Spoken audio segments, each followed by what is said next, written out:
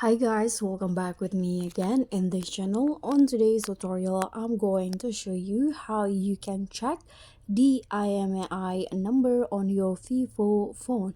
So you can start by using a secret code, or you can also go to the settings on the phone.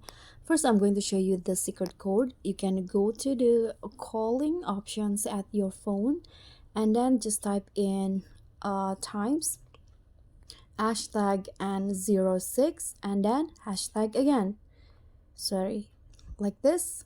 And after that, your IMEI number will be pop up on the screen. That's the first way. And the second way is that you can go to the settings on your phone